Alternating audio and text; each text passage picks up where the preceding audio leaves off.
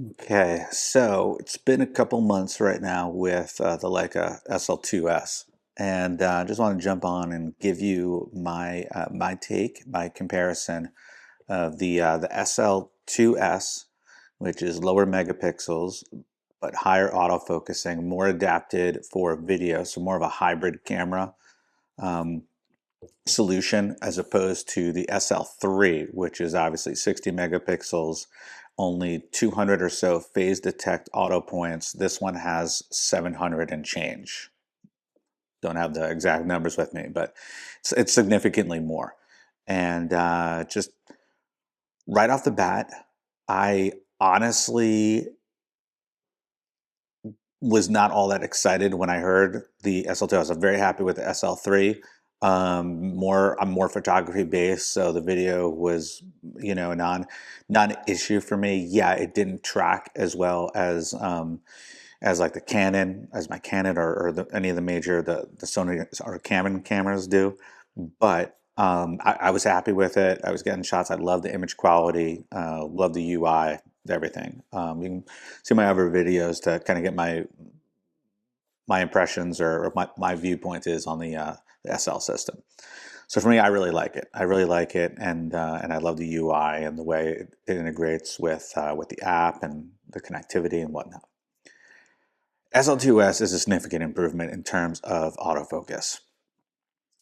Some things that it allows me to do, especially since I'm primarily commercial portrait and I do love it taking landscape photography for myself.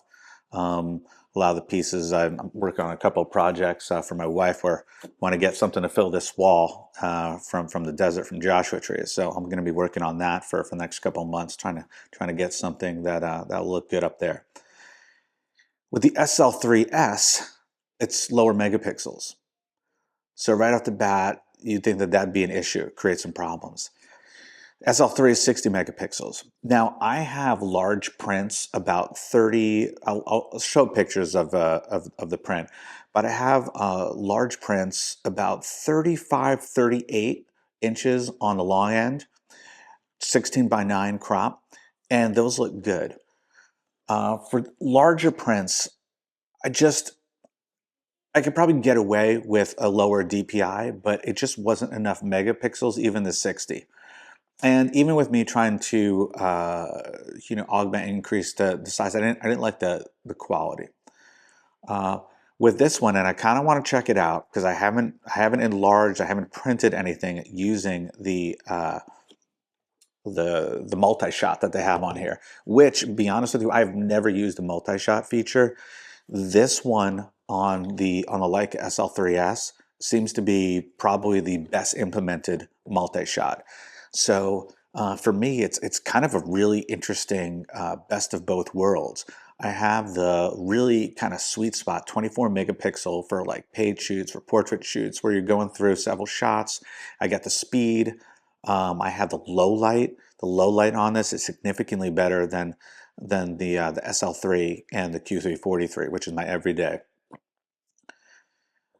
Um, Again, nothing like the M11, even though it's 60 megapixels. I feel like that thing at nighttime is ridiculous, but that's for another day.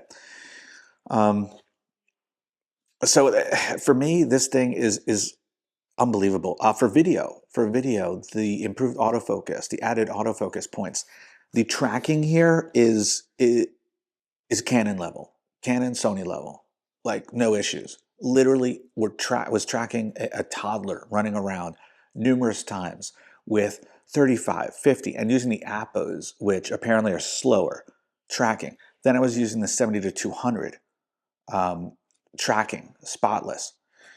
To be critical, the tracking, and I think I got to play around with the settings because I think if you got to put it on. I think like the Sony and Canon cameras, they automatically do this when you're like in tracking mode. But with Leicas, I feel like you have to do a little bit better job of being more conscious of the settings you're using for video, at least at this point. So if you're tracking, I think it's good to keep it on AF continuous. That's what I've seen so far. And if you're doing more of like a locked off or like this kind, if I was doing this kind of shoot where I'm moving, so you still want to capture.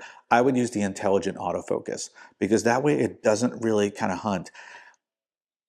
I haven't done enough to really see whether the hunting, and it's not hunting. I don't want to say that, but you have to really concentrate. You look on the background and you'll see like that wobble, which has kind of been the hallmark. You definitely see that in the SL3, and you saw that in the SL2 in the older when it was just contrast based focusing. It's gotten better with the SL3, and I'm being really, really nitpicky. It is ever so subtle, and I, I don't know whether it's because I'm looking at it more because that has been an issue in the past, but I'm just trying to be candid. I have seen that. Again, I don't know if my settings are part of that. I think if you, from my experience with SL3, if you go ahead and put that on intelligent, it'll lock on for the most part. So it's not continuously hunting. And then you got something constantly in movement, like a toddler running around, which was what I did. The continuous is amazing. Never seen anything like that on a Leica. Amazing for Leica, okay? It is right up there with the rest of the guys and where they've been. But for a Leica, so if you like the Leica system, if you like the user interface, if you want to get more entrenched in the system, like I always kind of wanted to, this camera, I feel like does it. I feel like it does it. I do love the 60 megapixels, but I also do have my Q343 if I want to really have that larger megapixel. And it still has the same autofocus points as the SL3 that I had, the big, the main body. So I think, long story short, I think I am going to go with the SL3-S. And what I'm going to do is consolidate. So instead of having the SL3 and the Canon, I am going to just consolidate into the SL3-S and use that as my kind of main full body and have the Q343 as my everyday and backup. Again, in the spirit of trying to keep things minimalist. One other thing, I know people always talk about, oh, the price, the price of the Leicas. If you're coming from Canon and you're kind of stuck with the RF glass, which I haven't been a little disappointed in the route that they chose to go with. And it's just me personally. This is all subjective. Some people care about certain things, some people don't. So I'm not trying to talk. Canons are great cameras. I love them. I love the colors. I just love the feel of the bodies. I just wish I could have like Canon bodies with Sony lenses. It's always been my, but I do love the new RF lenses, but there's a lot of software tweaks and stuff. I do like the fact that they have made that whole RF, the 1.4, the VCM line, to be like the Appos, where it's all pretty much the same size, same filter size. That's kind of cool. But anyway, I digress. So yeah, the Canon, the Leicas are more expensive. You're paying a premium. You're paying a premium for the build quality and for the name and the Leica tax. However, you've got access to Sigma. You've got access to Panasonic, to Lumix. And then, of course, if you want to splurge and you want to get the best of the best, you have access to using Leica lenses that are going to just native and automatically update on the body of the camera. So to me, I'm going to go ahead and what I've done is I've kind of unloaded the Canon stuff, and for some of the lenses that I don't use all that much, like telephoto, I'm going to go third party. I'm going to go Sigma, which is amazing glass. I've already tried that lens out on the SL3. That is amazing. I did try out the Leica 70-200. I think I'm going to return that. That's, again, topic for another video. And I'm going to go back to the Sigma just to keep things cheap or cheaper, more budget conscious, kind of offset the cost of the body. But yeah, so far so good. I'm really happy. I'm really happy. I love this image. I always love the images that I got from the SL2-S, but I never kept that camera just because of the autofocus. I can't shoot the way I shoot, especially for portraits, for paid assignments. With this camera now, I can. I don't have to slow down. I don't skip a beat. I'm going to show images on here, but I didn't miss a shot. I didn't miss. The autofocus, well, not me, it was the camera. The camera didn't miss. Camera didn't miss. That's not the case with SL3. The SL3 was amazing for still. There was very, very few misses. So again, we're nitpicking here. And I'm talking about the way I like to shoot models or clients is I like to keep them moving. I like to have them in motion. If you work slower, especially if you're using flash and you're kind of setting things up, or if you're in studio, SL3, SL3 autofocus for stills is amazing. Um, it's kind of splitting hairs.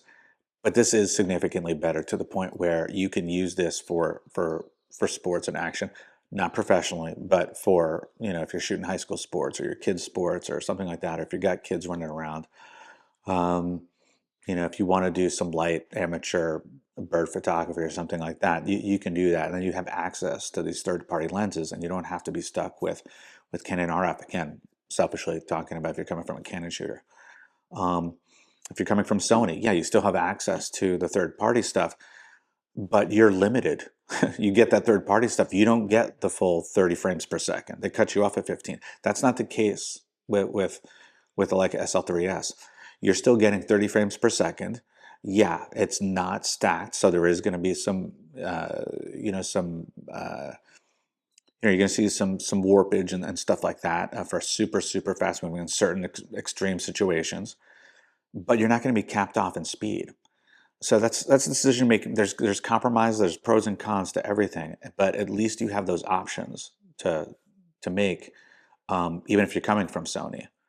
You can decide that and what's going to fit best for you. So, and again, I know I've said this numerous times. This is if you're not shooting sports professionally. If you are, then yeah, you got to stick with the big three. I mean, Sony, Nikon, Canon. That's what you're doing, what you're getting paid to do. I don't do sports photography professionally. So that's where I'm coming from. Portraits, commercial, and landscape. So that's my take. That's my opinion. I'm happy with it. I really like it. I feel like since I have the Q343, I'm not going to miss. I can always pull that out and still get that 60, the higher resolution if I wanted to. And we'll see. I think this is going to be a good solution because again, I like to pare things down, keep as few bodies as possible, so that way my kit is nimble, small, and I'm not wasting too much money and collecting too much gear that I don't use. So, all right, that's my